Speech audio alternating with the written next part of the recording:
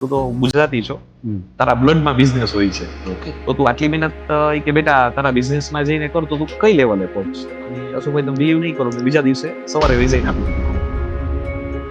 એવી કોઈ જગ્યા છે કે જ્યાં રોકાણ કરે ને માણસ પૈસાનો ઢગલો મેળવી લે? તો તમે સાવ ખોટા છો અને પેશન્સ રાખે. થોડી સમજણ બહુ અગત્યની છે. શબ્દો ક્યારે ઠાળે, ક્યારે શબ્દો બાળે, અને ક્યારેક ક્યારેક શબ્દો છે ને એ રંજાડે. તો આપણો વ્યવસાયની અંદર એમ જોઈએ કે શબ્દો જ મુખ્ય છે. એક હું રિયલ એસ્ટેટ કન્સલ્ટન્ટ છું કે હું કુરિયરનું કામ કરતો હતો. ઓકે, બરોબર, જનરલ મોટર્સમાં હતો. ત્યાં સપ્લાય ક્વોલિટી એસ્યુરન્સ ડિપાર્ટમેન્ટ, પરચેઝનું સબ ડિપાર્ટમેન્ટ છે. નાના ઇન્વેસ્ટરો છે એ તો આ સ્થિતિમાં રોકાણ નથી કરી શકતા, અને જો કરી શકે છે તો ફસાઈ જાય. તો એને રોકાણ માટે થઈને શું કરવું? રિયલ એસ્ટેટ છે ને અશોકભાઈ 100 વર્ષ પહેલા હતું, આજે છે.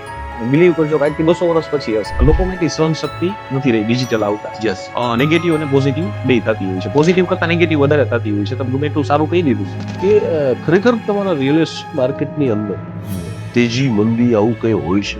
એક સાચા ભાવ હોય છે, એટલે કે તેજીનો ટાઈમ હોય છે, એક મંદીનો ટાઈમ હોય છે, અને એક ફુગાવાનો ટાઈમ હોય છે. અને બાર તરફ જાય અને જ્યારે એક્સ્ટ્રીમ લેવલે ઇન્વેસ્ટરે કોમર્શિયલ ગ્રાઉન્ડ ફ્લોર ઇન્વેસ્ટરે ધ્યાન નહીં રાખવાનું છે કે એની પ્રોપર્ટી સેલેબલ હોવી જોઈએ. એ એરિયા એનો ખબર હોવી જોઈએ કે આટલા સ્ક્વેર ફૂટનો એરિયા સુધીની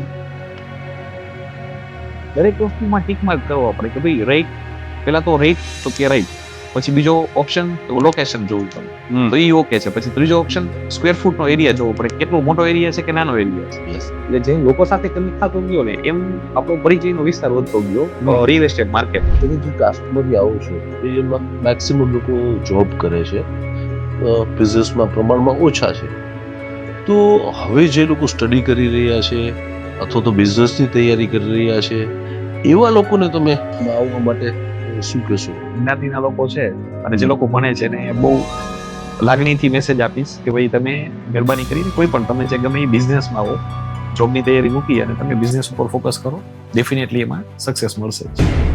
કચ્છના કવિની એક બહુ સુંદર દુહો છે: માથી મોટું કોઈ નહીં, જળધર અને જગદીશ, સૌ કોઈ નમાવે શીશ અંબા અગ્ર આવી.